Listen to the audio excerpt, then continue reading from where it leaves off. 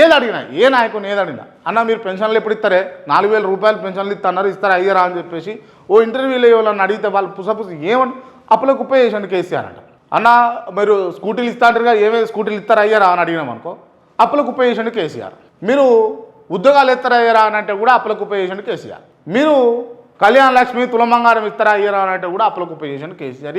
ఎందుకు ఇక మరిగా ఎందుకు ఇక ఇప్పుడు రాష్ట్ర ప్రభుత్వం ఉండి ఎందుకు అంటున్నాయి ఇక అప్పుల కుప్ప అని 10 ఏళ్ళ పాత పాట పాడుకుంటా ఉంటే ఏదో ఉంటుంది కదా సామెత కూడా చెప్పిందో చెప్తాడు పాస్మాన్ల సోమన్ అని అట్లనే ఉన్నది. ఇక దయచేసి ఈ బంద్ చేయరు. ఇక ఏం చేయాలి కాళేశ్వరం ముగిపోయిందని దాని మీద నడిపిస్తారు స్టోరీలు, లేకపోతే ఈ జన్మాడ ఫామ్ హౌస్లో డ్రగ్స్ అని అదని ఇదని అంగమా ఉందని చెప్పి ఆడ నడిపిస్తారు స్టోరీలు.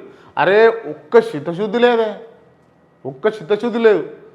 నిజంగా నిష్పక్షపాతంగా ప్రజలకి ఇది చేస్తాం ఇక అయిపోయింది. గింతగానో కష్టపడతాం ఇది చేసేస్తున్నాం అని. అరే మీరు ఇచ్చిర్రు మీరు రైతు రుణమాఫీ చేసిర్రు కాదనడానికి లేదు, దాంట్లో పూర్తి స్థాయిలో చేసిర్రా? సాటిస్ఫైడ్గా లేరు కదా రైతులను. మీరు ఇలా సాటిస్ఫై చేయలేకపోయారు, ఆ విషయం గమనిస్తుర్రా?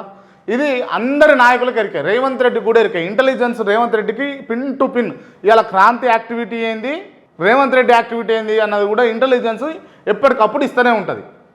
అంత నిఘా ఉన్న తర్వాత అంత సబ్జెక్ట్ తెలిసిన తర్వాత కూడా రేవంత్ రెడ్డి గారు ఎందుకు ఇట్లా బిహేవ్ చేస్తున్నారు అన్నదే బాధ.